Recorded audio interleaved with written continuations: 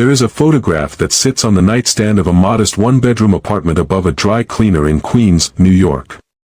It shows a woman in her early 50s standing on the porch of a roadside motel in rural Virginia, squinting against the afternoon sun, her hand resting on the shoulder of a teenage girl who is smiling so wide you can almost hear the laughter. The motel behind them is nothing special. 30 rooms. Peeling paint on the shutters. A neon vacancy sign that buzzes and flickers even in broad daylight. But the woman is looking at the camera with an expression that has nothing to do with the building or the business. She is looking at the person taking the picture as if to say, "This is enough. This right here. This is everything I need." That woman has been dead for 3 years. And her daughter, the girl in the photograph, now works at one of the most expensive hotels in Manhattan, earning less per month than some guests spend on a single dinner. She is kind. She is brilliant. She is completely invisible to almost everyone around her. And she has no idea that the elderly housekeeper who just started pushing a cleaning cart through the service corridors of her hotel is actually a billionaire. She has no idea that the quiet young man who showed up last week as a management trainee is the heir to the entire empire. And she has absolutely no idea that the next 60 days will shatter everything she believes about loyalty, about power, about love, and about her own worth. This is the story of the Whitfield Grand. And if you think you know how it ends, I promise you, you do not. Before we begin, welcome. Whether you are watching from your couch at midnight, on a long drive, or just getting through a shift, I am glad you are here. Drop a comment and let me know where in the world you are watching from. And if this is your first time on this channel, consider subscribing. We tell stories here that stay with you long after the screen goes dark. Now, let us get into it.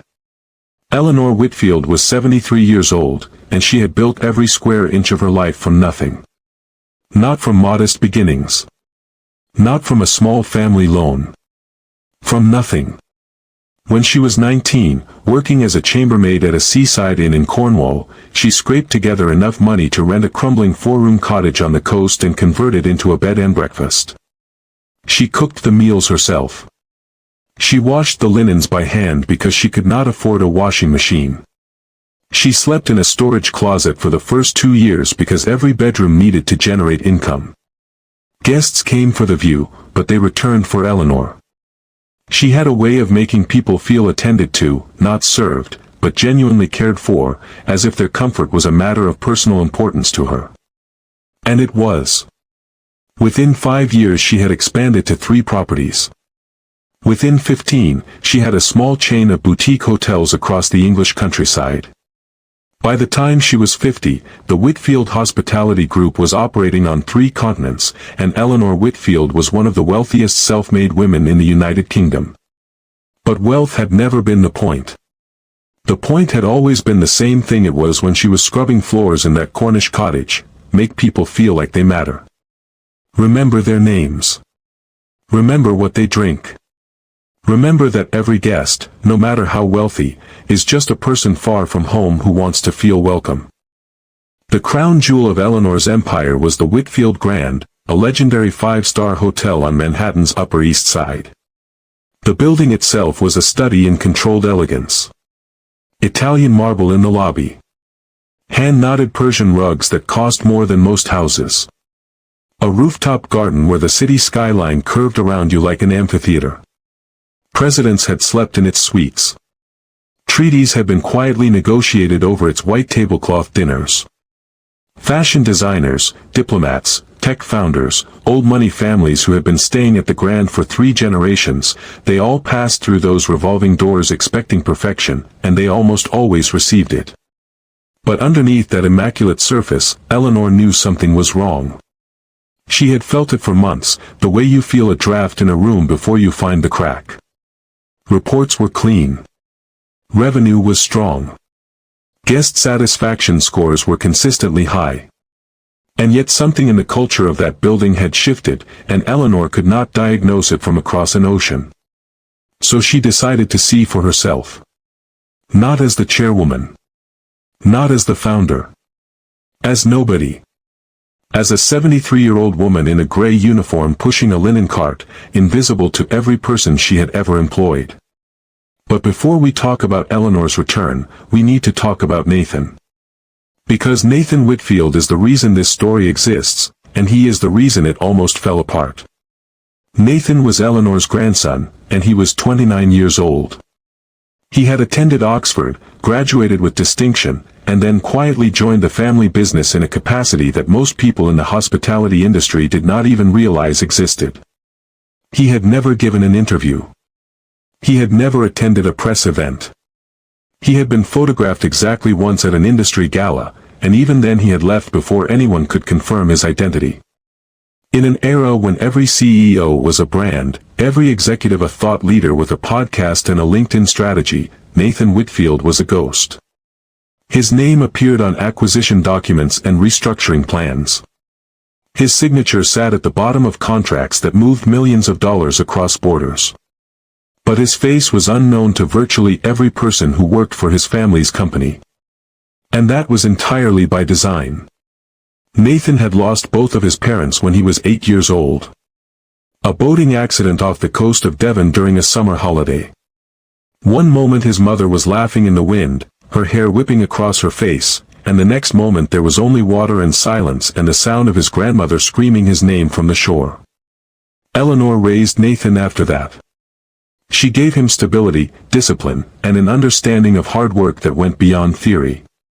But she could not give him back the years he had lost, or undo the lesson that tragedy teaches children when it arrives too early, that the world is not safe, that the people you love can disappear without warning, and that the surest way to protect yourself is to let no one get close enough to hurt you. Nathan channeled that instinct into his work. He restructured the Whitfield Group's European division before his 27th birthday, turning 3 underperforming properties into the most profitable boutique hotels in London, Edinburgh, and Barcelona. He did it methodically, patiently, without fanfare. He visited each property, observed operations for weeks, identified the systemic failures, and implemented changes that were surgical in their precision and devastating in their effectiveness. Industry insiders whispered his name with a mixture of admiration and unease.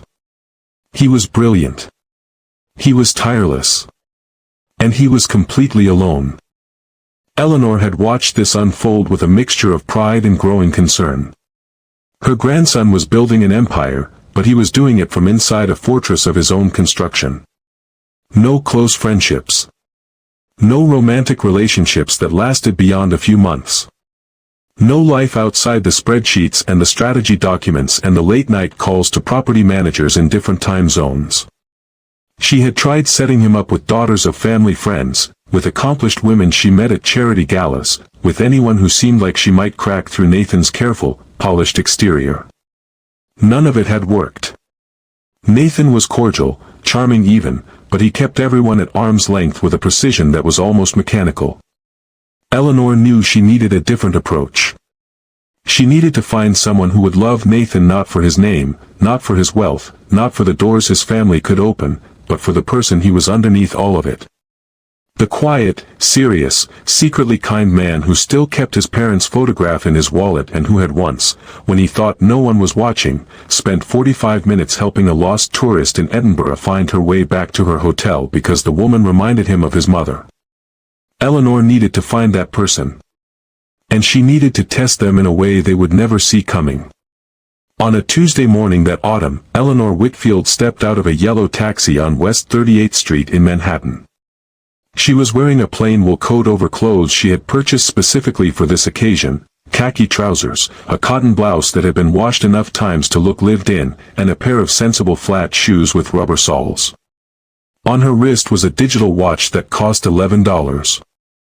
In her purse was a forged employee badge, meticulously created by her personal assistant, that identified her as Betty Morrison, a new hire in the housekeeping department. Eleanor had spent 4 months recovering from a hip surgery in London, but she had also spent those months planning this moment down to the smallest detail. She had studied the hotel's current employee roster. She had reviewed the departmental org charts. She had memorized the names and faces of every mid-level manager, every department head, every front desk associate who might recognize her. The last time Eleanor had walked through the Whitfield Grand was 18 months ago, and she had done so as the chairwoman of the company, flanked by assistants and trailed by the general manager, Richard Price, who had treated her visit like a state occasion. This time, there would be no fanfare. No one would hold a door for her or straighten their posture when she entered a room. She walked into the building through the service entrance, a nondescript gray door on the side street that most guests never knew existed. The corridor behind it was a different world from the marble lobby. Fluorescent lights. Scuffed linoleum. The faint smell of industrial detergent and steam from the laundry room 2 floors below. A housekeeping supervisor glanced at Eleanor's badge, nodded without interest, and pointed her toward a supply closet where she could collect her cart. That was it. No questions. No second look. Eleanor Whitfield, who had built this company from a single cottage in Cornwall, who owned the building she was standing in, who could have bought the entire block if the mood struck her, was now invisible. And that was exactly the point. The housekeeping staff at the Whitfield Grand numbered over 200. Turnover was constant, especially among the lower-level positions. A new face pushing a cleaning cart through the service corridors was about as noteworthy as a change in the weather. Eleanor moved through the hotel's hidden arteries for the first few hours, absorbing everything. She cleaned rooms. She folded towels. She emptied wastebaskets in the staff cafeteria. And she watched. She watched how the employees spoke to each other when there were no guests around. She watched who helped a colleague struggling with a heavy cart and who walked past without a glance. She watched the small, revealing moments that no performance review ever captures, the bellhop who pocketed a guest's forgotten lighter instead of turning it into lost and found. The room service attendant who complained loudly about a foreign guest's accent to his co-workers in the elevator. The subtle hierarchies that had formed among the staff, the front-of-house employees who looked down on the back-of-house workers, the full-time staff who treated the temps like furniture. What Eleanor saw in those first few hours was not catastrophic. The hotel still functioned beautifully from the guest's perspective. The rooms were immaculate. The service was prompt. The lobby gleamed. But beneath that polished surface, a culture of casual cruelty had taken root. And it was being led, as these things often are, by a small group of people who had figured out that they could behave however they wanted as long as the right metric stayed green. Eleanor witnessed it firsthand on her very first afternoon. She was pushing her cleaning cart through the lobby corridor, a wide hallway that connected the main lobby to the east wing elevators, when the front wheel of her cart caught on the edge of a carpet runner and the cart bumped sideways into a luggage rack. It was a minor disruption. The kind of thing that happens dozens of times a day in a busy hotel and is forgotten within seconds. But a group of 3 front desk associates, standing near the concierge station on a break, noticed immediately. They turned toward Eleanor with the synchronized precision of people who have been looking for entertainment and just found it. The woman at the center of the group was Vanessa Holt. She was in her early 30s, attractive in a precise and calculated way, with dark hair pulled back in a sleek ponytail and eyebrows that looked like they had been drawn by an architect. Vanessa was the senior front desk associate at the Whitfield Grand, a position that carried no real authority but which she had transformed, through sheer force of personality and strategic alliance building, into something that felt like power. She had the ear of the general manager. She ran the social ecosystem of the hotel's front-of-house staff. And she had a gift, if you could call it that, for identifying the most vulnerable person in any room and making them feel small. "Watch where you're going, Grandma." Vanessa's voice was not angry. It was amused. That was the worst part. She was not losing her temper. She was performing. The 2 women flanking her, associates named Megan and Claire who functioned as a kind of permanent audience for Vanessa's commentary, laughed on cue. It was the hollow kind of laughter that exists solely to make someone else feel exposed. Eleanor steadied the cart and said nothing. She kept her expression mild and slightly confused, the way a timid older woman might look if she had been startled by loud voices. Vanessa took a step closer. Her eyes flicked to the plain digital watch on Eleanor's wrist, the $11 Casio, and her mouth curled into a smile that had no warmth in it whatsoever. "Is that a Casio?" She turned to Megan and Claire as if sharing a wonderful secret. "She's wearing a $12 watch in a hotel where the cheapest room is $900 a night." "That is almost poetic." More laughter. A bellhop standing nearby glanced over, registered the scene, and looked away. A passing junior manager noticed the commotion, made brief eye contact with Eleanor, and kept walking. Nobody intervened. Nobody frowned. Nobody seemed to think that what was happening was unusual or wrong. And that told Eleanor more about the state of her hotel than any quarterly report ever could. The cruelty was not an aberration. It was ambient. It was the texture of daily life in this building. People had gotten used to it the way you get used to the hum of an air conditioner. You stop hearing it. You stop noticing it. And then one day you realize the whole room has been vibrating for months and nobody said a word. Eleanor was about to move on, to push her cart down the corridor and file the interaction away as data, when a voice cut through the lingering tension. It was clear. It was firm. And it came from a young woman who was walking toward the group with the kind of deliberate stride that suggested she had seen exactly what had happened and was not willing to let it pass. "Hey. Are you all right?" Eleanor turned. The woman standing behind her was in her late 20s, wearing the dark navy blazer of the Whitfield Grand's guest relations team. She had warm brown eyes, sharp cheekbones, and an expression that radiated a quiet, unmistakable authority, the kind that comes not from a title but from character. Her name tag read, Grace Holloway, Guest Relations Coordinator. "I'm fine, dear." Eleanor offered a small, carefully calibrated smile. "Just a little bump. Nothing to worry about." Grace did not accept the deflection. She glanced toward the concierge station, where Vanessa and her two companions were still standing, watching the exchange with expressions that hovered between curiosity and contempt. Then she looked back at Eleanor. "What Vanessa said to you was out of line. I am going to report it." Eleanor raised a hand gently. "You do not need to do that on my account. It is not just on your account." Grace's voice was quiet, but it carried an edge that made Eleanor pay very close attention. "She does this to someone new every week. Last month she made one of the housekeepers cry so hard the woman quit on the spot. Someone has to say something eventually, or it just keeps going." Eleanor studied Grace carefully. There was no performance in her concern. No audience she was playing to. The corridor was nearly empty by now. Vanessa and her entourage had drifted back toward the front desk, bored by an interaction that was not producing the entertainment they wanted. Grace had nothing to gain from this moment.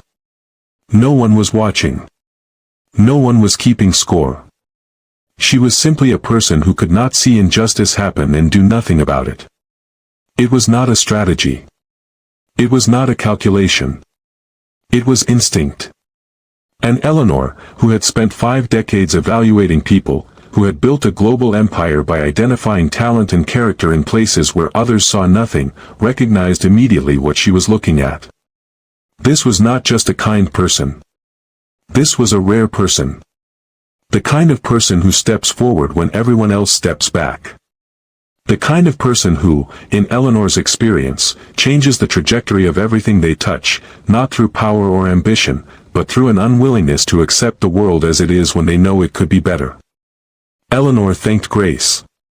Grace told her not to mention it and said that if anyone bothered her again, to come find her directly. Then Grace walked away, back toward the guest relations desk on the far side of the lobby, and resumed her work without giving the interaction another thought.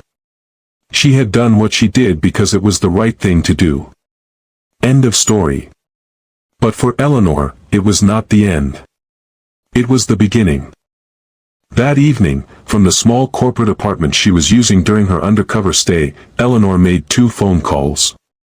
The first was to her personal assistant in London, requesting a full background file on Grace Holloway, employment history, education, performance reviews, anything the company had on record. The second call was to her grandson. Nathan.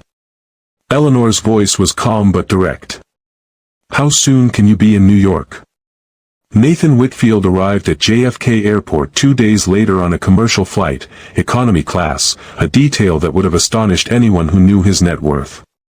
He took a taxi to a furnished apartment in Midtown that Eleanor had arranged, a clean but unremarkable one-bedroom in a building with no doorman.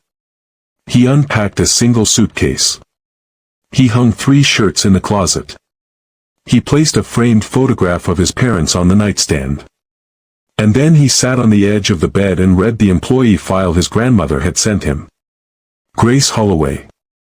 28 years old. Born in Waynesboro, Virginia, a small city in the Shenandoah Valley that most Americans have driven through but few have stopped in. Her mother, Diane Holloway, had owned and operated a 30-room motel on Route 11 called the Blue Ridge Rest for 22 years. Grace had grown up in that motel. She had learned to make beds with hospital corners before she learned to ride a bicycle.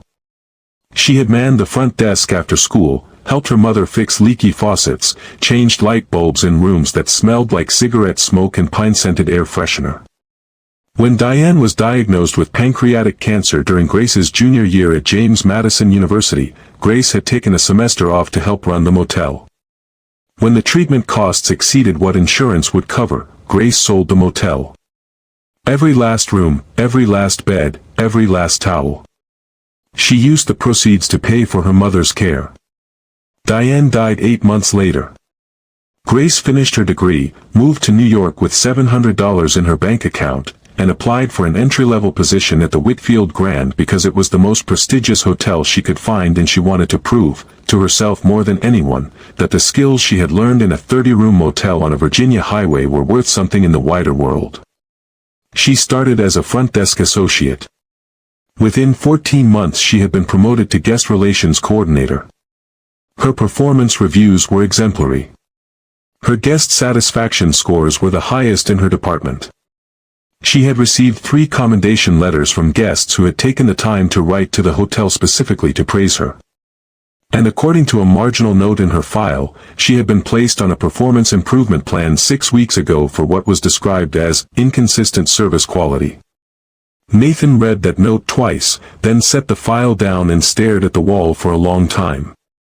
He knew a setup when he saw one. He had spent 3 years restructuring failing properties, and in every single one, the pattern was the same. The most competent person on the floor was never the one being promoted. They were the one being punished. Because competence, in a corrupt system, is a threat. It is a mirror that reflects the inadequacy of everyone around it. And the easiest way to deal with a mirror that shows you something you do not want to see is to break it. Nathan arrived at the Whitfield Grand the following Monday morning. Like his grandmother, he did not come through the front door. His employee badge identified him as Nate Wilson, a management trainee from a mid-tier hospitality program in the Midwest. Management trainees rotated through every department, spending a few weeks in housekeeping, a few weeks in food and beverage, a few weeks in the front office, learning the hotel from the ground up. It was a common program at luxury properties, and nobody gave a new trainee more than a passing glance. Nathan threw himself into the work. He mopped floors with the maintenance crew at 6 in the morning, and he did it without complaint, without irony, without the self-conscious performance of a rich person playing at manual labor. He folded napkins with the banquet team for 4 hours straight and asked questions about thread count and laundry protocols that made the supervisor look at him with genuine surprise. He shadowed the kitchen staff during the brutal Friday night dinner rush and burned his hand on a sheet pan and did not say a word about it until the shift was over. He wanted to understand every layer of this building, every job, every pressure point, every place where the system worked and every place where it was failing. And he wanted to understand it not as the future CEO reading a report, but as a person standing inside the machinery, feeling it move around him. Eleanor, still undercover as Betty the housekeeper, orchestrated one critical detail during those first days. She made sure that Nathan's rotation schedule placed him in the guest relations department, directly under Grace Holloway's supervision. The first thing Nathan noticed about Grace was how she handled pressure. On his second day in her department, a crisis erupted that would have sent most hospitality professionals into a panic. A VIP guest, the wife of a tech billionaire who had booked the presidential suite for a week-long stay, arrived to discover that her suite had been double-booked due to a system error. The woman was furious. She berated the front desk in a voice that carried across the marble lobby.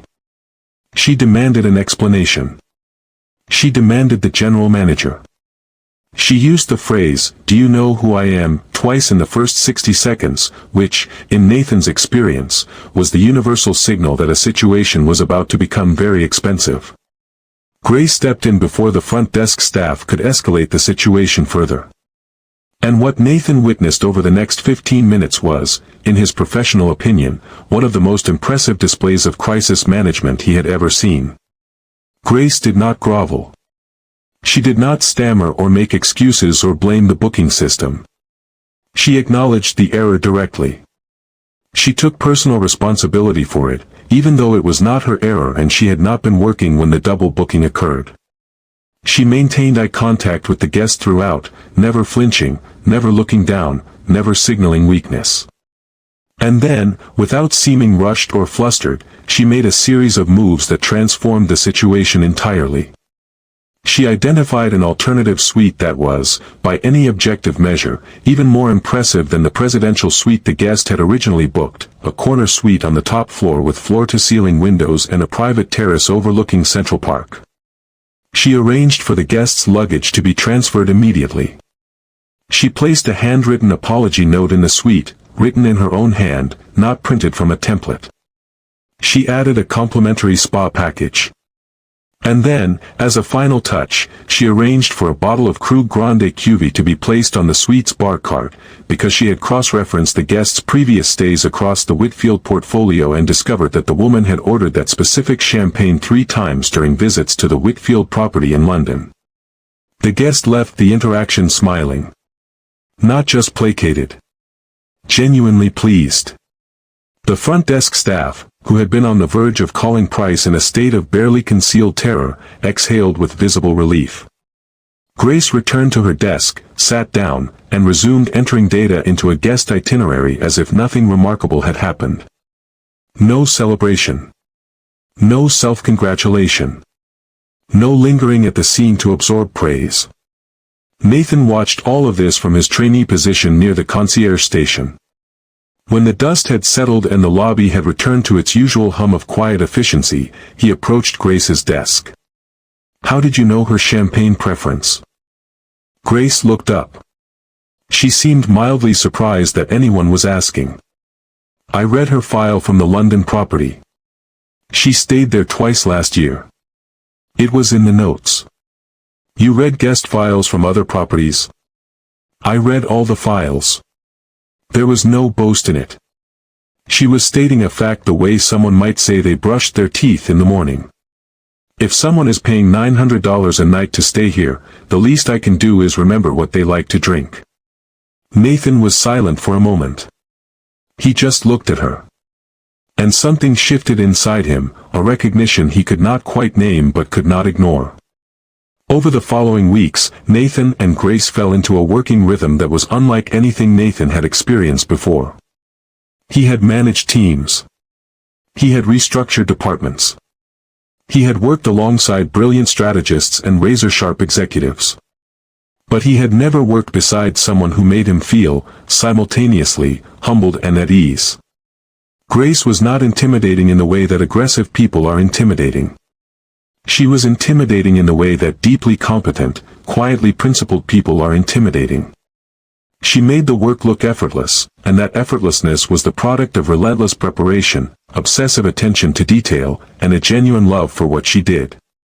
They worked closely on guest itineraries, special event coordination, and VIP check-in protocols. Nathan, as a trainee, was supposed to be learning from Grace, and that is exactly what he did. But the learning went in both directions. Grace noticed that Nate, as she knew him, had an unusual ability to see patterns in operations that other people missed. He would point out a bottleneck in the check-in process that had been slowing things down for months, or suggest a small change to the guest relations workflow that saved 20 minutes per shift. His insights were specific, practical, and almost always correct. "You are surprisingly good at this," Grace told him one afternoon as they were reviewing a guest satisfaction survey together. "Where did you say you went to school again?" Nathan deflected with a shrug. "I just pay attention. And I had a good teacher growing up who was obsessed with hospitality." "Your grandmother?" Nathan had mentioned his grandmother once, briefly, in passing. "Yes. She ran a small property in England when I was growing up. She used to say that hospitality is not about the building. It is about making people feel seen." Grace smiled at that. A real smile, not the professional one she wore for guests. "My mom used to say something similar. She believed a guest should feel like they are coming home, not checking in." It was a small moment. Two people discovering that they had arrived at the same place from very different starting points. Grace from a 30-room motel on Route 11. Nathan from a global hotel empire. But the core belief was identical. And recognizing that in each other changed something in the way they interacted. The professional distance shrank. The conversations got longer. The silences got more comfortable. Nathan also noticed that Grace carried a quiet sadness. It was not obvious. She was not morose or withdrawn. She was warm, professional, often funny in a dry and understated way that caught Nathan off guard and made him laugh at moments when he was not expecting to. But there were moments, usually in the lull between the lunch rush and the evening check-ins, when her guard would drop slightly and he could see something beneath the surface. A weariness that was not about long hours or difficult guests. It was deeper than that. It was the kind of tiredness that comes from carrying loss for a long time without anyone to share the weight. One evening, as they were restocking the concierge desk together, Nathan broke a comfortable silence with a simple question. "How did you end up in hospitality?" The tone was casual, the way you might ask a coworker what they had for lunch, but he found himself paying very close attention to the answer. Grace was quiet for a moment. She continued arranging brochures in the display rack, her hands moving with the automatic precision of someone who has done this task 1,000 times. "My mom ran a motel in Virginia." Her voice was steady but soft. "Nothing fancy. 30 rooms on Route 11. I grew up making beds and checking people in. After she got sick, I sold the motel to pay for her treatment and came to New York to start over. Hospitality was the only thing I knew how to do. Is your mom okay now?"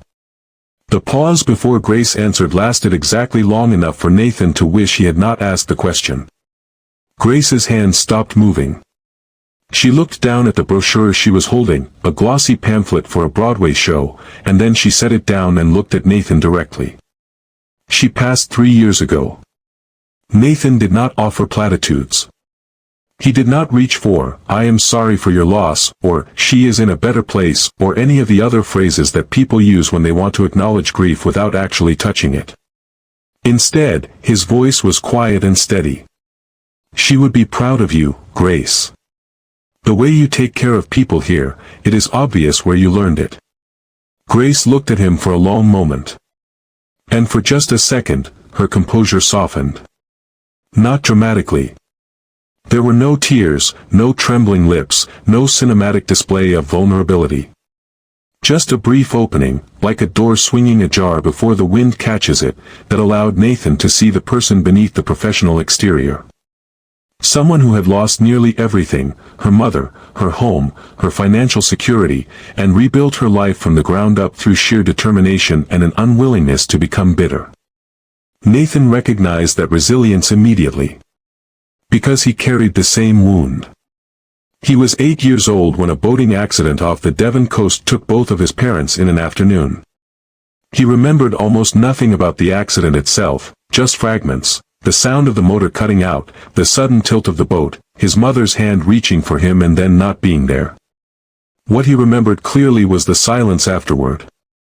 The weeks and months of a world that kept moving while he sat in the middle of it wondering why. His grandmother had saved him. She had given him structure and purpose and the conviction that he could build something meaningful with his life. But the wound was still there. He still kept his parents' photograph in his wallet. He still, on certain nights, dreamed of water and woke up with his heart racing. He did not tell Grace any of this. Not yet. But he felt the recognition of a shared wound, the quiet understanding between two people who have both stood in the wreckage of their lives and chosen to keep building. And that recognition was the moment, though neither of them would have said it out loud, when the professional respect they felt for each other began to become something else entirely. Meanwhile, Eleanor watched everything unfold with the quiet satisfaction of a woman who had been reading people for longer than most of her employees had been alive. She observed Nathan and Grace from a distance, pretending to mop a corridor or fold towels in a supply closet while the two of them reviewed guest files at Grace's desk, laughing at something one of them had said, leaning slightly closer than colleagues typically lean. Eleanor did not push. She did not orchestrate conversation topics or engineer romantic encounters. She had created the conditions. She had placed two people with compatible wounds and complementary strengths in close proximity and given them a reason to spend time together. Chemistry, she knew, could not be manufactured. But it could be given space. If you are still watching at this point, drop a comment with, "I am still here." Let us see who is truly following this story. As Nathan and Grace grew closer, the environment around them grew more hostile. And to understand why, you need to understand Vanessa Holt, because Vanessa was not simply a bully. She was a system. Vanessa had been at the Whitfield Grand for 6 years.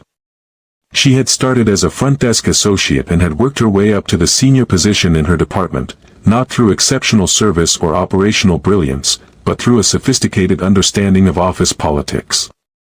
She knew who to flatter, who to undermine, and, most crucially, who to make afraid of her. Over the years, she had cultivated a network of allies and informants throughout the hotel. She knew who was sleeping with whom. She knew who had lied on their resume. She knew who had been late 3 times this month and whose husband had just filed for divorce. Information was her currency, and she spent it strategically. Her most valuable asset, however, was her relationship with Richard Price, the hotel's general manager. Price had run the Whitfield Grand for 7 years. He was a competent administrator who kept the property running smoothly and the quarterly numbers strong. But Price had a secret, and Vanessa knew it. For the past 3 years, Price had been receiving kickbacks from a linen supply company called Redline Textiles. The arrangement was simple and lucrative. Redline overcharged the hotel by roughly 40% on every linen order, and Price received a cut of the overage, deposited into a personal account that did not appear on any company filing. The total amount Price had siphoned from the hotel over 3 years was just under $400,000. Vanessa had stumbled onto this arrangement almost by accident, when she noticed a discrepancy in a supply invoice that Price had rushed to approve. She had done her research, confirmed her suspicions, and then done something far more shrewd than reporting it. She had said nothing. She had simply let Price know, in a conversation so subtle it could never be characterized as a threat, that she was aware of his arrangement with Redline. From that moment on, Price was hers. Not in any formal sense. There was no contract, no explicit agreement. But Vanessa understood that Price would never deny her a request, never question her decisions, and never side against her in a dispute, because doing so would risk her revealing the one piece of information that would end his career and possibly send him to prison. This was the power structure that Grace was up against, and she did not even know it existed. She knew that Vanessa disliked her. She knew that Price seemed to defer to Vanessa on personnel matters in ways that did not make sense given their respective positions. But she did not know why. She could not see the architecture of corruption that was holding the system in place, the invisible scaffolding that turned a bully into something far more dangerous, a bully with institutional protection. Vanessa had taken a dislike to Grace almost from the moment Grace arrived at the hotel. It was not personal, at least not initially. It was structural. Grace's competence was a problem for Vanessa because it created a comparison that Vanessa could not win. When guests praised Grace's service, it highlighted the fact that Vanessa's own guest interactions were adequate at best. When Grace's satisfaction scores consistently topped the department, it raised uncomfortable questions about why Vanessa, the senior associate, was not performing at the same level. Grace was a mirror, and Vanessa hated what she saw in it. When Vanessa noticed Grace spending more time with the new management trainee, she saw an opportunity. Not to address a legitimate concern, but to begin a campaign of destabilization that would remove Grace from the hotel entirely. The campaign started small. Vanessa began assigning Grace the worst shifts, early mornings followed by late evenings, back-to-back days without a break, holiday weekends when every other coordinator got time off. She accidentally left Grace off important email chains, ensuring that Grace would miss meetings or arrive unprepared. She spread rumors among the staff that Grace was cutting corners in her guest files, a devastating accusation in a hotel that prided itself on meticulous documentation. And she began systematically altering Grace's service records, adding complaints that did not exist, attaching Grace's name to incidents she had no involvement in, creating a paper trail that painted a picture of declining performance. Nathan saw all of it. He watched from his trainee position as Grace's shifts became more punishing. He noticed when Grace was excluded from department communications. He overheard Vanessa making dismissive comments about Grace to other staff members, comments that were always phrased as concern rather than hostility, always wrapped in the language of professionalism. "I am just worried about her performance, and I hope she can turn things around." And it took every ounce of discipline Nathan had not to walk into Price's office, reveal who he was, and shut the entire operation down. But he knew that if he moved too early, he would only treat the symptom. Vanessa would be fired. Someone else would take her place. The corrupt relationship with Price would remain intact. The culture of cruelty would regenerate, the way weeds grow back when you cut them at the stem instead of pulling them out by the root. Nathan needed to see the full picture. He needed to understand every connection, every transaction, every thread of complicity that held this system together. And that meant watching. Waiting. Documenting.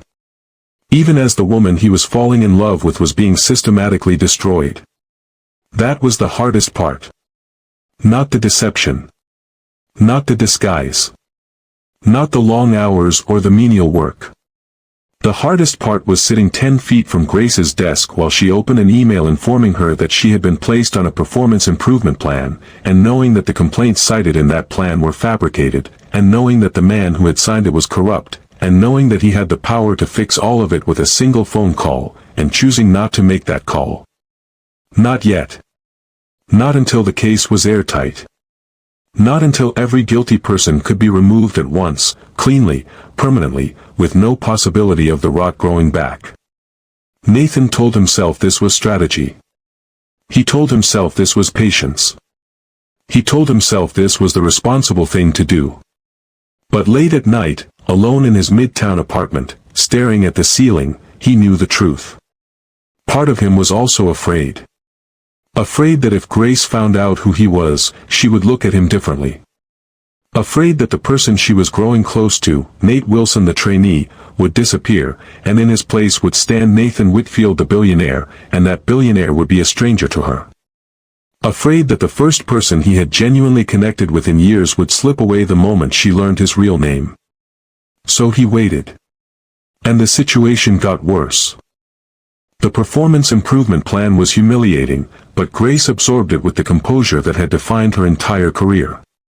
She did not argue with Price. She did not cry. She asked, calmly and professionally, for the opportunity to review the specific complaints attributed to her.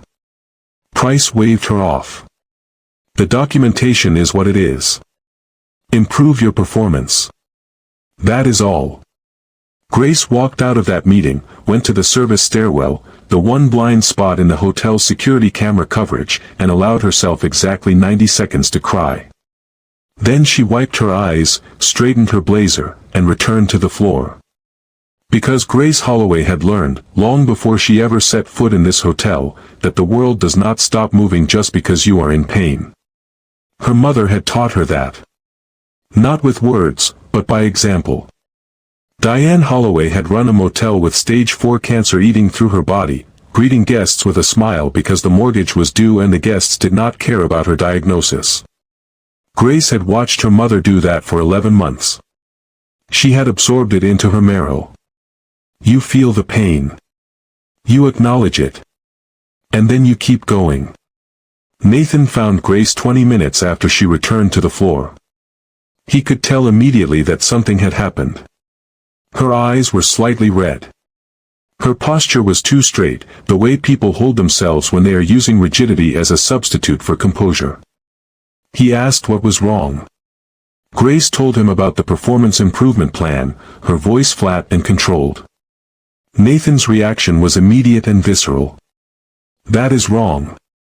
His voice was low, and there was an intensity in it that surprised even him. Those complaints were not yours.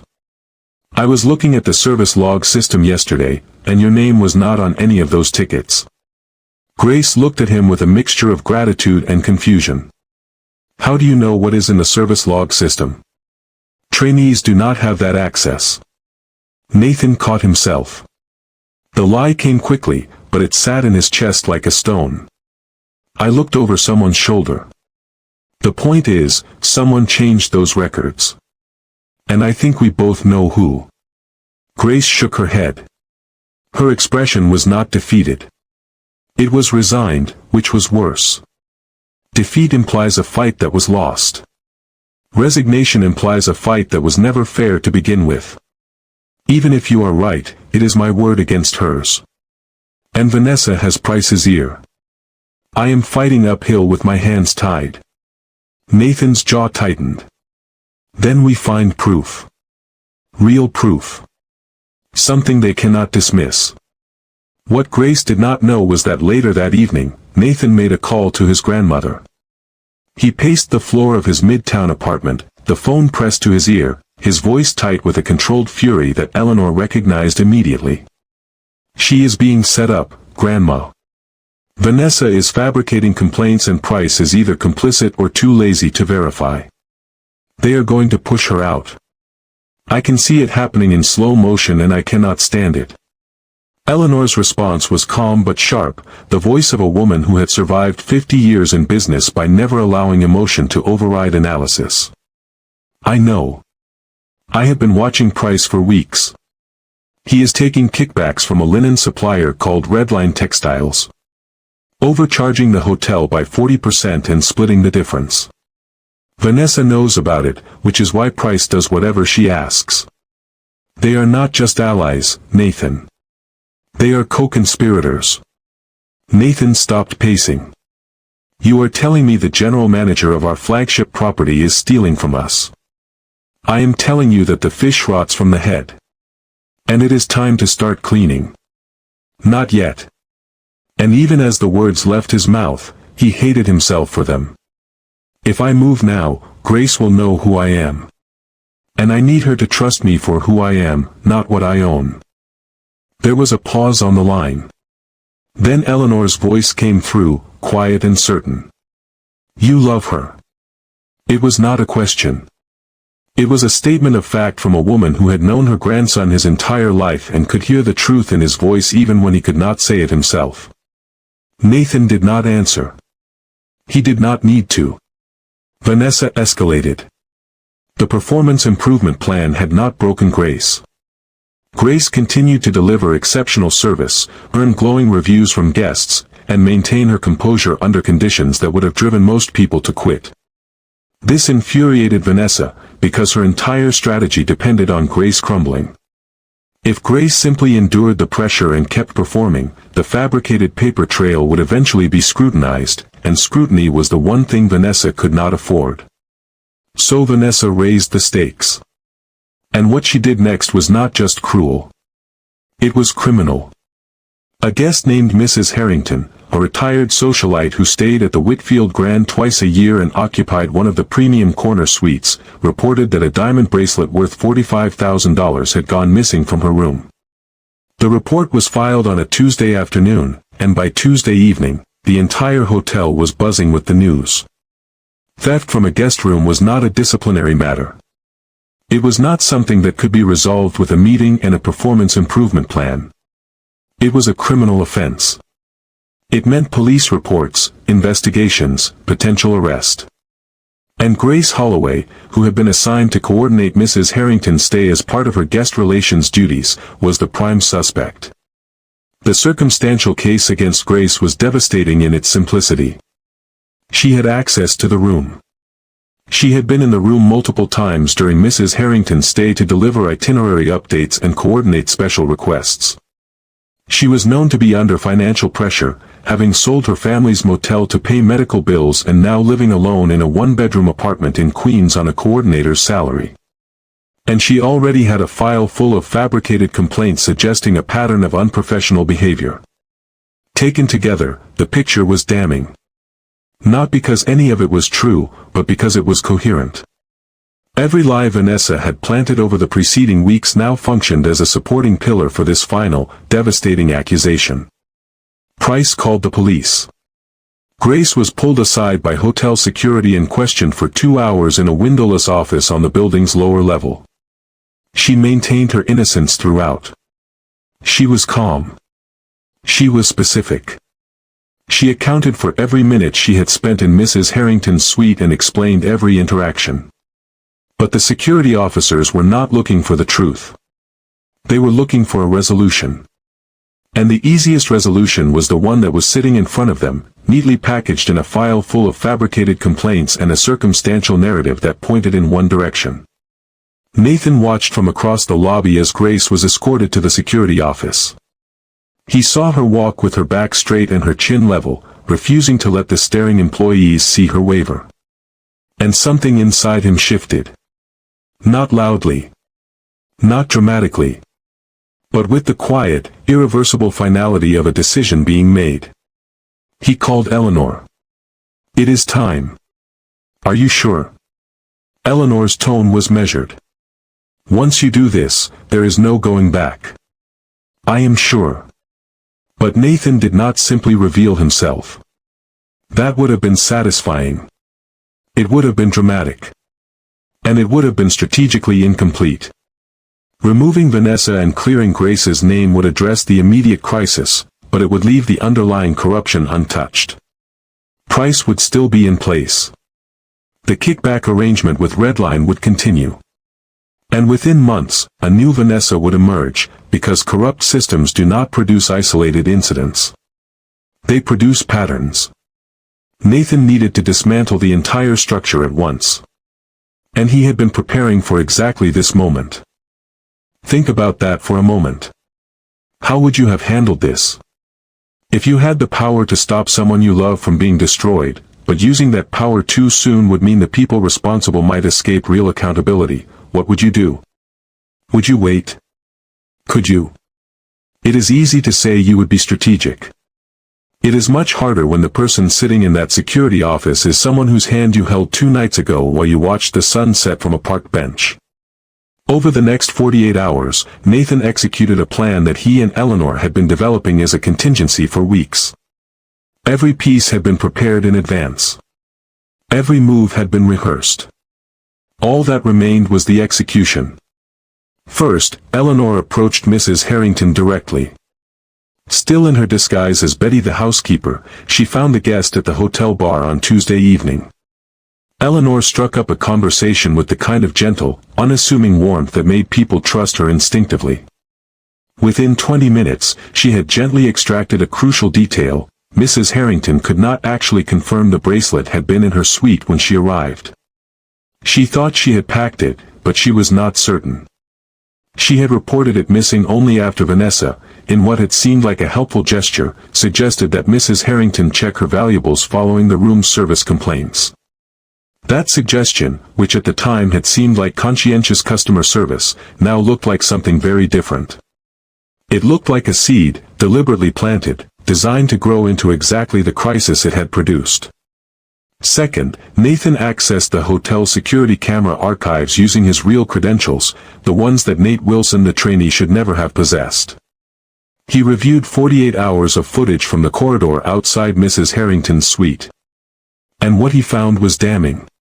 At 2:17 in the afternoon on Tuesday, 40 minutes before the theft was reported, Vanessa Holt entered Mrs. Harrington's suite using a master key card. She was inside for 11 minutes. When she emerged, she was carrying nothing. She had not stolen the bracelet. She did not need to. The bracelet had never been in the room. But Vanessa had entered the suite and rearranged items on the vanity, the jewelry tray, the makeup bag, creating the visual impression that someone had been searching through Mrs. Harrington's belongings. It was staging. Pure and simple. Third, Nathan pulled the financial records he had been compiling for weeks, the Redline Textiles invoices, the bank transfers to Price's personal account, the email correspondence between Price and Vanessa that contained just enough coded language to establish the nature of their relationship. Individually, each piece of evidence was suggestive. Together, they formed a picture that was impossible to misinterpret. Nathan compiled everything into a single dossier. 63 pages. Cross-referenced. Time-stamped. Annotated. He reviewed it twice, checking every claim against the evidence, every timestamp against the security logs, every financial figure against the company's records. And when he was satisfied that it was airtight, that there was no ambiguity, no gap that a lawyer could exploit, no detail that could be dismissed as coincidence, he sent it to 3 people simultaneously: Catherine Hale, the Whitfield Group's chief legal officer, who was known throughout the organization for her photographic memory and her complete intolerance for corruption. The hotel's head of internal security. And Grace Holloway's personal email. Then he sat in his midtown apartment, still wearing the gray polo shirt of a management trainee, and waited for the morning. The next morning, the lobby of the Whitfield Grand was busier than usual. A team from the Whitfield Group's corporate office had arrived unannounced on an early flight from London, led by Catherine Hale herself. Catherine was a tall, angular woman in her 50s who moved through spaces with the focused efficiency of someone who considers small talk a waste of oxygen. She was carrying a leather briefcase that contained printed copies of Nathan's dossier. She was accompanied by 2 associate counsel and an independent forensic accountant. Catherine requested an immediate meeting with Richard Price, Vanessa Holt, and the hotel's security team. The meeting was convened in the Grand Ballroom's private conference suite, a room that was usually reserved for diplomatic receptions and Fortune 500 board meetings. The mahogany table seated 20. The windows overlooked Fifth Avenue. The room smelled faintly of furniture polish and old money. Grace was also summoned. She arrived expecting the worst. She had barely slept. She had spent the previous evening drafting a resignation letter in her apartment, staring at the words on her laptop screen and trying to figure out how to explain to a future employer why she had left the most prestigious hotel in Manhattan under a cloud of suspicion. She had considered calling Nathan but decided against it. She did not want to burden him with her problems. She still thought of him as a trainee, a kind and surprisingly insightful trainee, but someone with no more power in this situation than she had. Catherine opened the meeting without preamble. She placed the dossier on the table, opened it to the first page, and spoke. "I am going to be direct. We have evidence of falsified employee performance records, fabricated guest complaints, unauthorized access to a guest suite, and a financial kickback arrangement between the general manager of this property and an outside vendor that has cost this company approximately $400,000 over 3 years." The room went still. Not the comfortable stillness of people listening attentively. The frozen stillness of people who realize the ground beneath them has just shifted. Price, sitting at the far end of the table, went pale. Not gradually. Instantly. The color left his face as if someone had opened a valve.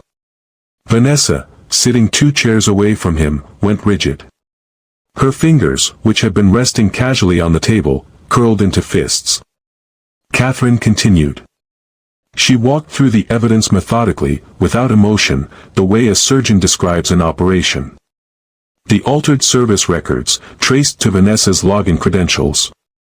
The security footage showing Vanessa entering Mrs. Harrington's suite without authorization. The email correspondence that established the timeline of the fabrication campaign against Grace. And then the financial records, the redline invoices, the personal bank transfers, the pattern of payments that stretched back 3 years. Price attempted to speak. This is a misunderstanding. I can explain the linen contracts. There were legitimate reasons for the pricing. Catherine did not look up from the dossier. You will have the opportunity to explain everything to our legal team. But not today. Today, your employment with the Whitfield Group is terminated.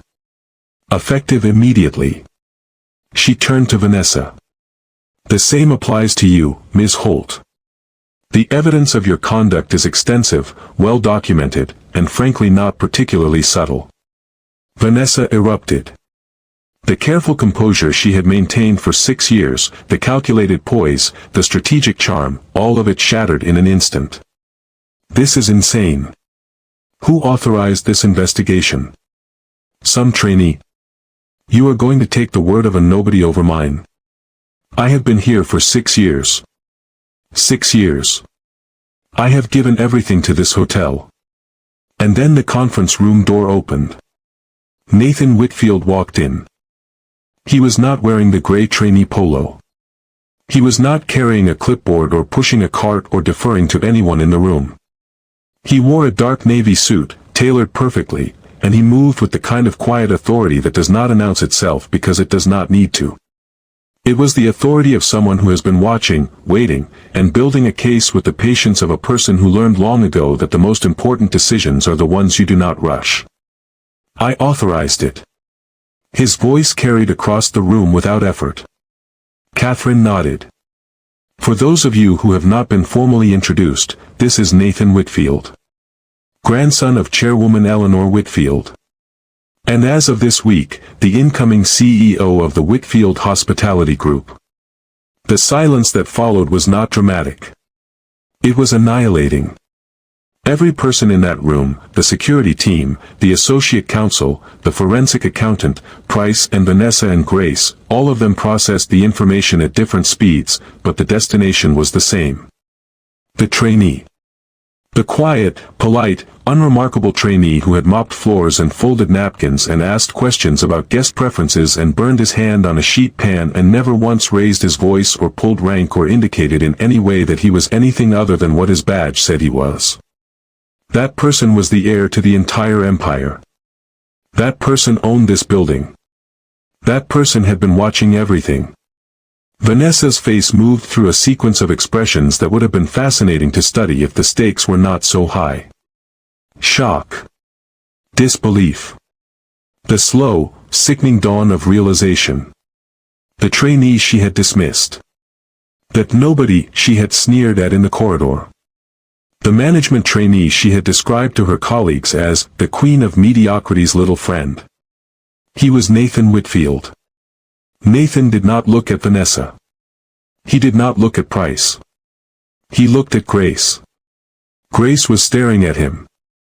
Her expression was unreadable, which, if you knew Grace, was the most alarming thing it could be. Grace's face was usually an open book, her warmth when she was with a guest, her focus when she was working, her quiet sadness in unguarded moments. But right now her face showed nothing. And behind that nothing, Nathan could see the gears turning as every interaction, every conversation, every late night at the concierge desk, every walk through Central Park, every moment of the past 2 months recalibrated in her mind. She was not processing shock. She was reprocessing history. Rewriting every memory with new information. And the picture that was emerging, Nathan could see it in her eyes, was not flattering to him. Grace. His voice was softer now, stripped of the authority he had carried into the room. I owe you the truth. All of it. Grace did not respond. She stood up from her chair, smoothed the front of her blazer with steady hands, excused herself quietly, and walked out of the room. She did not slam the door. She did not raise her voice. She simply left. And the click of that door closing behind her was, for Nathan, louder than anything Vanessa had screamed. Grace did not come to work the next day. Or the day after that. Nathan called. She did not answer. He sent messages. The read receipts appeared, which meant she was seeing them, but no replies came. It was not anger, or at least not only anger. It was something more complicated than that. Grace was processing, and the thing she was processing was not just the revelation that the man she had feelings for was secretly a billionaire. It was the question of what that revelation meant about everything that had happened between them. Had any of it been real? When Nate the trainee had asked her about her mother, was that genuine curiosity or research? When he had defended her against the fabricated complaints, was that love or strategy? When he had held her hand on the park bench and told her that her mother would be proud of her, was he speaking as a man who understood loss, or as a CEO running an undercover investigation who needed her trust? Grace did not know. And the not knowing was worse than any answer could have been. On the third day, Nathan drove to her apartment in Queens. It was a modest one-bedroom above a dry cleaner on Roosevelt Avenue, in a neighborhood where the subway rumbled overhead every few minutes and the air always smelled faintly of starch and pressing fluid. He found the building. He climbed the stairs. He knocked. Grace opened the door. She was wearing a sweatshirt and no makeup, and her hair was pulled back in a way that suggested she had not been expecting visitors. She did not invite him in. She stood in the doorway with one hand on the frame, and she looked at him with an expression that was neither hostile nor welcoming. It was measured. "I need time."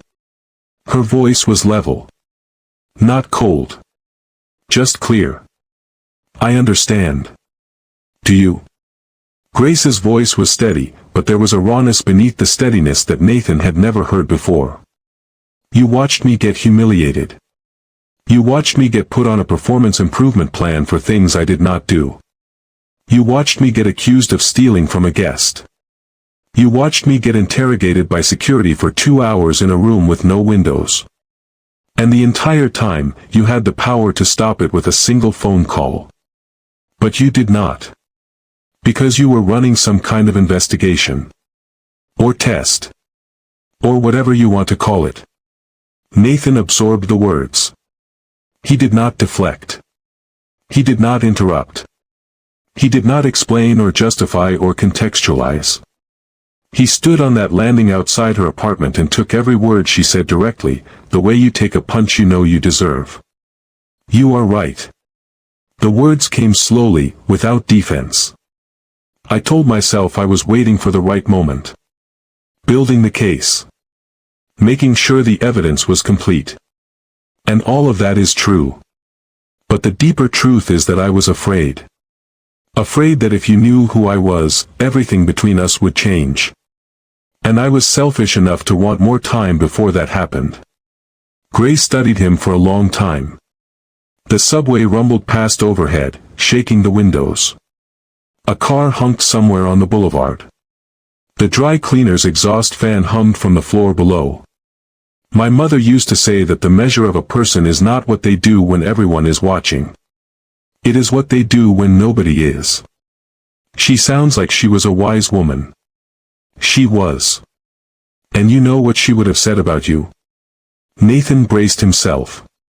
She would have said you are a good man who made a complicated choice, and that I should hear you out before I decide anything permanent. Nathan exhaled. The relief was physical. But, Grace continued, and the word landed like a door swinging shut, she also would have said that trust, once broken, has to be rebuilt. Not with words. With time. Then I will take as much time as you need. Nathan's voice was steady. "I am not going anywhere, Grace." She did not invite him in that day. But she did not close the door either. And sometimes that is enough. Sometimes the most important thing a person can do is stand in a doorway and leave it open. Over the following month, Nathan did not push. He did not send flowers or jewelry or any of the extravagant gestures that a man of his wealth might use to compensate for a breach of trust. He understood, with a clarity that surprised even him, that the thing Grace needed was not spectacle. It was consistency. It was showing up. At the hotel, Nathan assumed his role as CEO openly and began restructuring the management of the Whitfield Grand with the same methodical precision he had applied to every property he had ever turned around. He replaced Price with a new general manager, a woman named Diana Marshall who had run the Whitfield Group's Cape Town property with distinction and who brought with her a reputation for fairness, transparency, and zero tolerance for office politics. He implemented an anonymous reporting system for workplace harassment, something the hotel had never had. He personally reviewed every employee file in the guest relations department and reversed every falsified disciplinary action, including Grace's performance improvement plan, which was formally expunged from her record with a written apology from the company.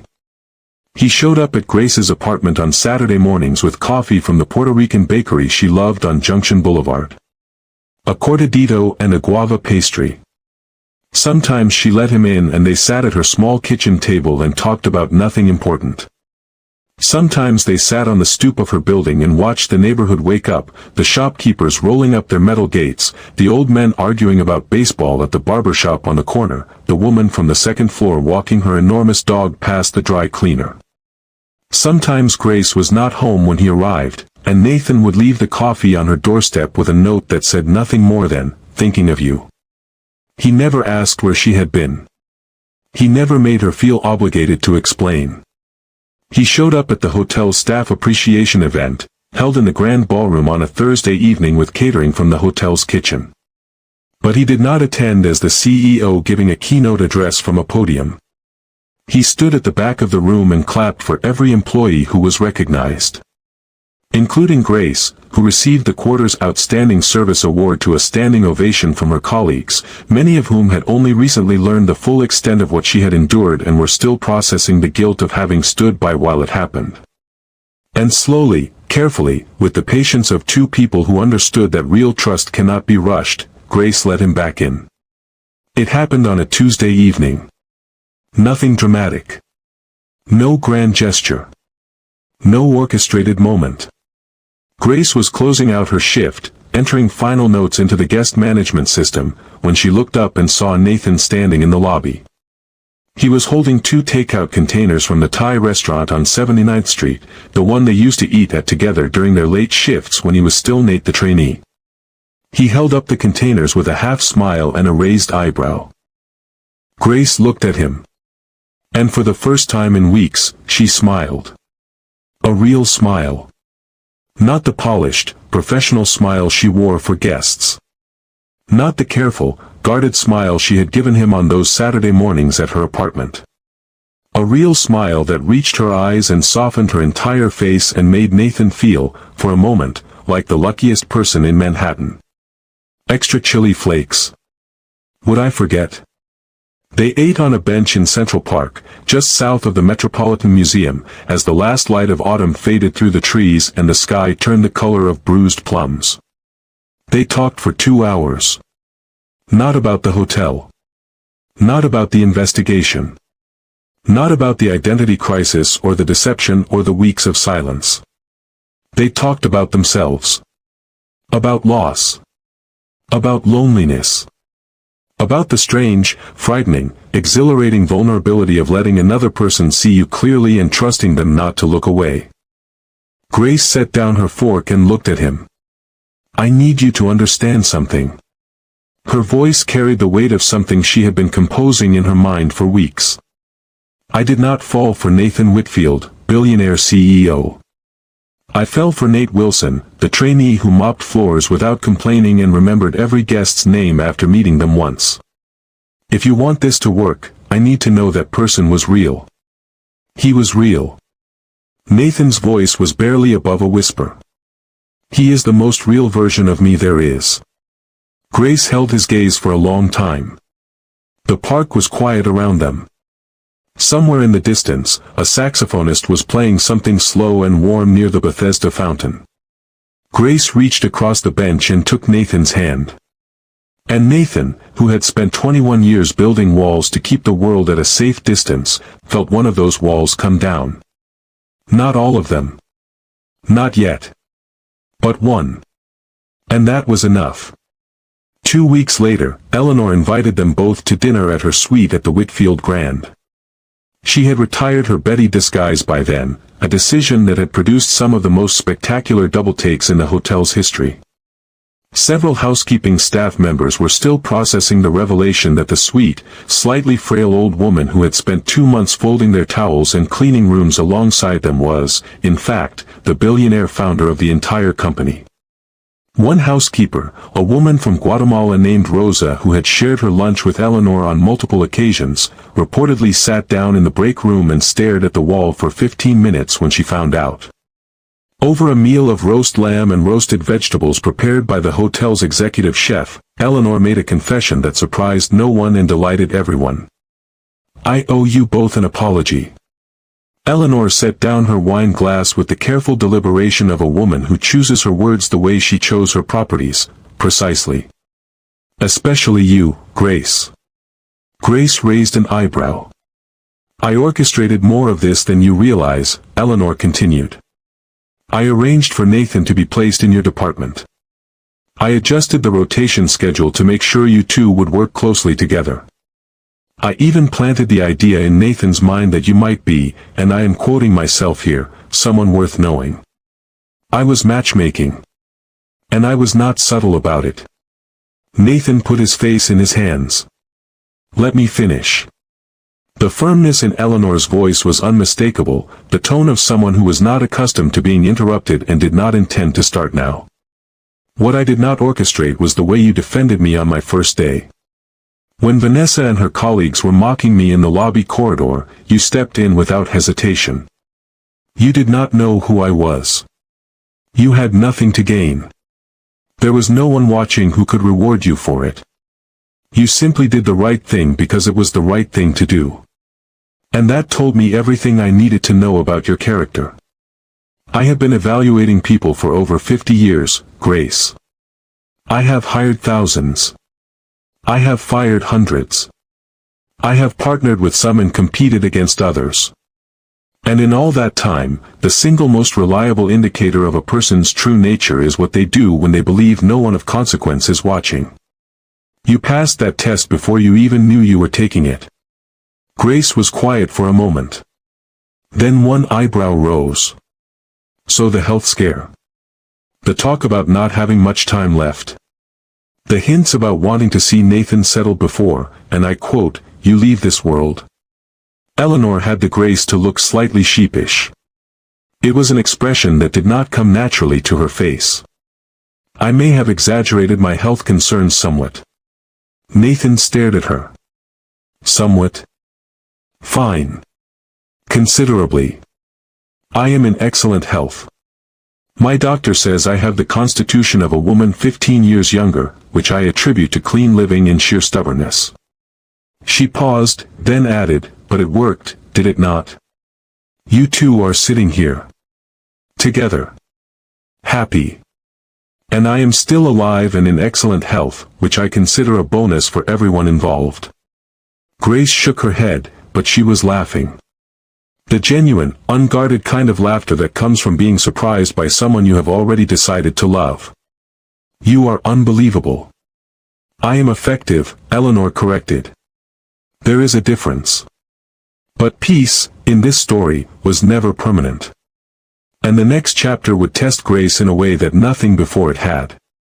3 months after Vanessa and Price were removed, a woman named Sloane Ashford appeared at the Whitfield Grand.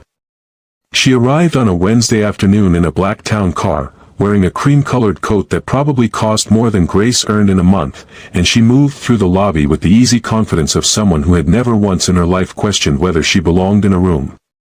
She was beautiful in the way that expensive things are beautiful, precisely maintained, impeccably presented, radiating the effortless polish that comes not from effort but from a lifetime of resources.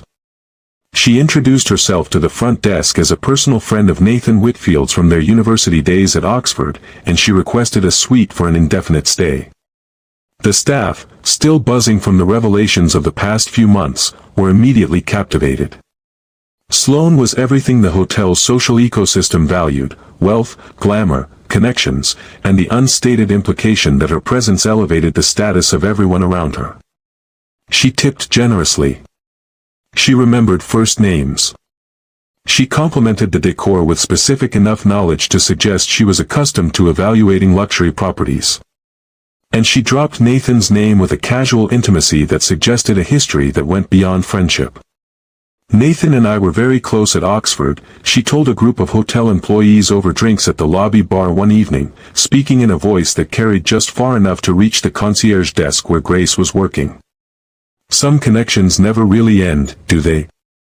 They just wait for the right moment to begin again. She let the sentence hang in the air like perfume, and the whispers started before she had even finished her drink. The gossip moved through the hotel like water through cracks. Was Sloane the real love of Nathan's life? Was Grace just a temporary distraction during his undercover operation? The employees, many of whom still carried guilt over their treatment of Grace and were eager to overcompensate, now found themselves caught between loyalty to their new CEO's wife and fascination with the glamorous woman who seemed to have a prior claim on his heart. Grace felt the ground shifting beneath her. She trusted Nathan. She did. The month of rebuilding had been real. The conversations on the stoop, the coffee from Junction Boulevard, the pad CEW in the park, those moments were not performances. She knew that. But Sloane's presence activated something in Grace that was older and deeper than her relationship with Nathan. It activated the part of her that had grown up in a 30-room motel in Virginia, the part that had sold everything she owned to pay her mother's medical bills, the part that had arrived in New York with $700 and a suitcase and the unshakable feeling that she was an imposter in a city that could smell inadequacy the way a shark smells blood. Grace knew that feeling was irrational. She knew it was not true. But knowing something is not the same as feeling it, and on the nights when Sloane's laughter echoed through the lobby and the staff whispered about Oxford and old money and connections that spanned decades, the feeling crept back in. The crisis arrived on a Friday evening. Grace was working late, finalizing the arrangements for a diplomatic reception the hotel was hosting the following week. Her inbox chimed with a new message. It was not from a Whitfield email address. It was from a private account. The sender was Vanessa Holt. The message contained a single photograph, Nathan and Sloane at dinner together at a restaurant in Midtown. They were sitting close. They were laughing. The framing of the image was deliberate, cropped tight to exclude the other people at the table, creating an illusion of intimacy that did not exist in the wider context. Attached to the photograph was a single line of text, "Thought you should know." Grace stared at the photograph for a long time. Her first instinct was to confront Nathan. To forward the photo and demand an explanation. To let the anger and the fear and the insecurity pour out in the way that our worst impulses always encourage us to react, quickly, emotionally, before we have time to think. But Grace Holloway had not survived what she had survived by reacting to her first impulse. She had survived by pausing. By thinking. By asking the question that most people skip in the heat of the moment, what do I actually know, and what am I assuming? She looked at the photograph again. She noted the framing. She noted the single-line message. She noted the sender, a woman who had been fired for fabricating evidence and orchestrating a campaign of harassment. And she made a decision. She did not call Nathan. She called Eleanor. "Tell me about Sloane Ashford." Grace's voice was controlled. Direct. Eleanor's response was immediate and sharp. "What has she done?" Grace described the photograph. The whispers. The weeks of social positioning. The careful, calculated campaign to establish Sloane as a legitimate figure in Nathan's personal history. Eleanor was quiet for exactly 3 seconds. Then her voice sharpened. "Grace, I am going to tell you something, and I need you to listen carefully. Sloane Ashford is not Nathan's ex-girlfriend. She is a corporate operative. Her family's banking group, Ashford Kincaid, has been trying to acquire our London properties for 2 years, and Nathan has blocked the deal every time. Sloane is here to destabilize him personally, to create enough chaos in his private life to distract him during a critical negotiation window. And she is using you as the pressure point. Grace felt the pieces click into place. Not with the drama of a movie revelation, but with the quiet, analytical clarity of a person who has finally been given the one piece of context that makes everything else make sense. The dinner photograph was staged, or at the very least, stripped of its context. Sloane's arrival at the hotel was not a coincidence. It was an operation. And Vanessa, even after being fired, was still being used as a weapon, because people who are useful to powerful interests rarely stay unemployed for long. And here is where Grace Holloway did something that separated her from every person who had ever underestimated her. She did not panic. She did not cry. She did not go to Nathan and ask him to fix it. She did what she had always done when her back was against the wall. She got to work. Over the next 72 hours, Grace assembled her own investigation. She pulled guest records from across the Whitfield portfolio, and she discovered that Sloane Ashford's stays at Whitfield properties consistently coincided with periods of sensitive business negotiations between the Whitfield Group and Ashford Kincaid. Every single time. The pattern was too precise to be coincidental. She obtained the metadata on the photograph Vanessa had sent her, and the data showed it was taken at a business dinner attended by 6 people, not an intimate evening for 2. The image had been cropped to create an impression that the raw file contradicted entirely. She tracked the email trail between Vanessa and Sloane, using server logs that she accessed through the hotel's IT department by explaining, truthfully, that she was investigating a potential security breach involving a terminated employee using company resources. The emails revealed a coordinated plan. Sloane would establish a visible presence at the hotel and create the perception of a romantic history with Nathan. Vanessa would feed disinformation to Grace and other employees from outside the company. The goal was to destabilize Nathan's personal life and, by extension, his professional judgment, during a window when Ashford Kincaid was making a final push to acquire the London properties. Grace compiled everything into a dossier. It was not 63 pages like Nathan's had been. It was 21. Because Grace had a gift for distillation, for cutting through noise to find signal, that even Nathan, with all his analytical training, would later admit was superior to his own. She presented the dossier to Nathan and Eleanor together, in the same grand ballroom conference suite where the original investigation had been revealed 3 months earlier. She walked them through the evidence calmly, methodically, without drama or embellishment. Nathan read the dossier in silence. When he finished, he looked at Grace with an expression that contained something deeper than admiration. It was the look of a person who has just realized that the person sitting across from them is not who they thought they were.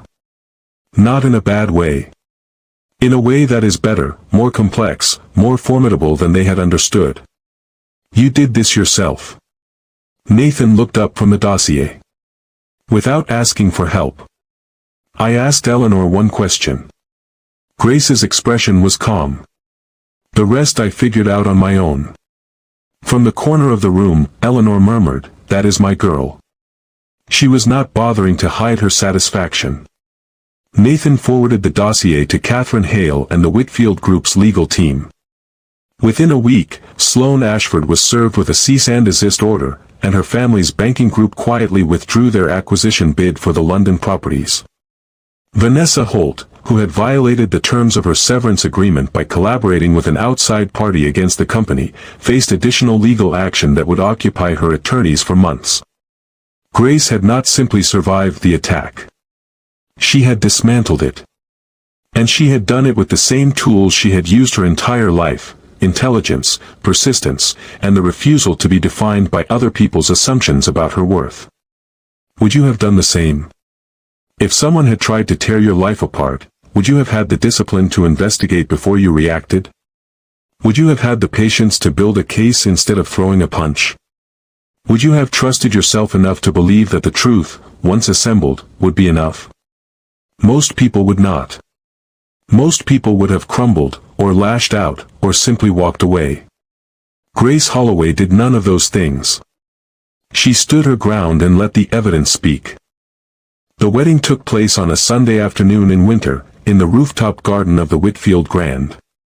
It had snowed lightly that morning, just enough to dust the railings and the potted evergreens with white, and the late afternoon light gave everything a soft, golden glow that made the city below look like a painting. The guest list was small. 40 people. No press. No cameras except the photographer. No spectacle. Grace wore a simple ivory dress that Eleanor had helped her choose. Not from a designer atelier or a bridal salon in the meatpacking district. From a boutique in the Flatiron district that Grace had walked past 100 times on her way to the subway and always thought looked lovely. Eleanor had insisted on paying for it, and Grace had accepted, because she had learned over the past few months that refusing Eleanor's generosity was a battle nobody won. Nathan wore a dark suit with no tie. Grace had told him he looked too stiff in ties, and he had laughed and said she was right, and that was the end of that discussion. Eleanor sat in the front row, wearing a pale blue coat and an expression of carefully controlled emotion. Those who knew her well, and there were very few people in that category, noticed her dab the corner of her eye precisely once during the vows, with a handkerchief she had already been holding in her hand, suggesting she had anticipated the moment and prepared accordingly. The ceremony was brief. It was honest. It was the kind of ceremony that happens when two people have already weathered enough storms together that the vows feel less like promises and more like descriptions of what is already true. Nathan spoke first. You taught me that strength is not about power. It is not about control. It is not about building walls so high that nothing can reach you. Strength is about showing up for people even when it costs you something. I watched you do that every single day, for guests, for colleagues, for a stranger in a gray uniform pushing a cleaning cart. And every time you did it, you made me want to be better. I will spend the rest of my life trying to be worthy of the way you show up. Grace's vows were equally direct, delivered without notes, in a voice that did not waver. You once told me that the trainee was the most real version of you. I am holding you to that.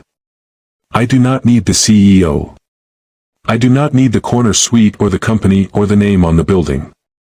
I need the man who brought me coffee on the stoop and remembered the extra chili flakes.